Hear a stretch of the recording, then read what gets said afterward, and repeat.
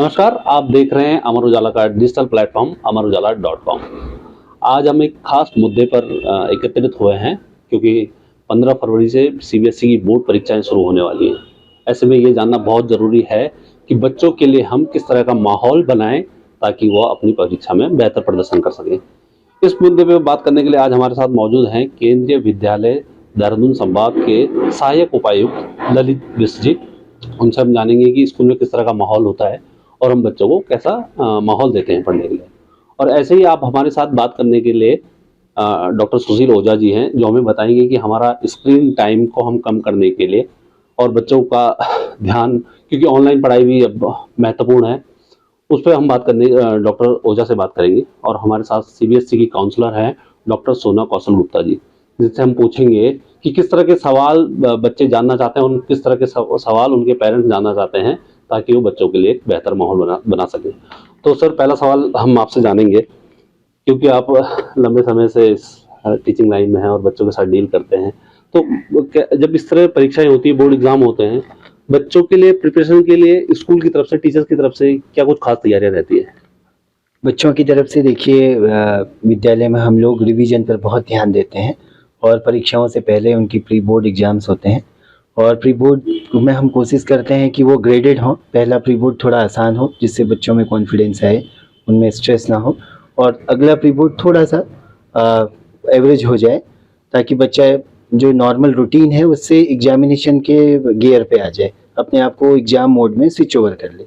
और साथ में उनकी जो पेरेंट्स टीचर मीटिंग्स होती हैं उनमें एक जो रूटीन है घर में भी एक रूटीन और सिस्टमेटिक पढ़ाई की तरफ ध्यान देने के लिए उनको बोलते हैं। सर, इस बार ऐसा भी हुआ है, बोर्ड एग्जाम थोड़ा सा जल्दी हुए हैं। अमूमन मार्च में हुआ करते थे, इस बार फेब में हो रहे हैं।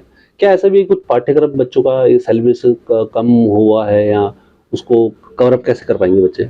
नहीं देखिए, क्योंकि सेशन सही समय पे स्टार्ट हो गया था और सिलेबस में जो पहले कोविड के बाद कुछ बहुत रेशनलाइजेशन किया गया वही चल रहा है। काफ़ी कुछ उनके कैपेबिलिटी और उनके इंटरेस्ट के अकॉर्डिंग सिलेबस को ऑलरेडी गवर्नमेंट डाइल्यूट कर चुकी है। अभी ऐसा कुछ नहीं है और जनरली सभी विद्यालयों में नवंबर तक कोर्स पूरा हो जाता है, 15 नवंबर तक आराम से।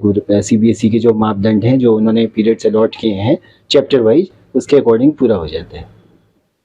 तो बिष्ट जी का कहना है कि सिलेबस तो लगभग पूरा हो चुका है और बच्चों की तैयारी भी स्कूल में पूरी कर ली गई, लेकिन ऐसे में पेरेंट्स के लिए भी एक बड़ी चुनौती रहती है कि वो अपने बच्चों को किस तरह से तैयारी करें। तो उन सब में बात करने के लिए हमारे साथ कुछ पेरेंट्स हैं, हम उनसे भी बात करेंगे। हमारे साथ कुछ पेरेंट्स भी मौजूद हैं, उनसे उनके सवाल भी ले लेते हैं और उनके जवाब के लिए हमारे साथ जो विशेषज्ञ हैं उनके फिर सवाल भी ले लेंगे।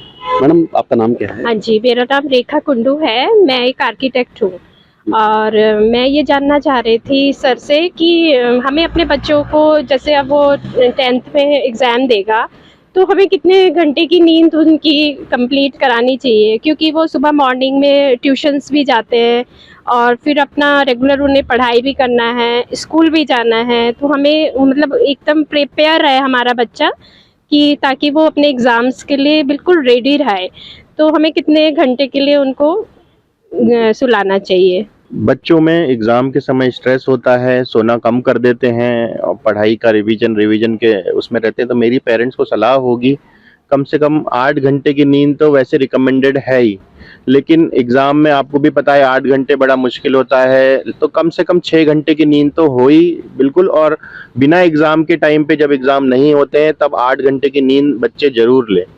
नींद का मतलब ये होता है कि पूरा आंखें क्लोज होनी चाहिए, चाहे भले गहरी नींद ना आए, बट 8 घंटे का रेस्ट एक बहुत ज़रूरी चीज़ है, ताकि बॉडी और ब्रेन को एक रिकवरी का टाइम मिलता है और मेमोरी भी बढ़ती है, रिकॉलिंग कैपेसिटी भी बढ़ती है अगर आप 6 से 8 घंटे आराम करते हैं तो। अगर आप ये वीडियो YouTube पर देख रहे हैं तो हमारे चैनल को सब्सक्राइब करें और बेल आइकन को दबाना ना भूलें। अगर आप Facebook पर ये वीडियो देख रहे हैं तो हमारे पेज को लाइक करें।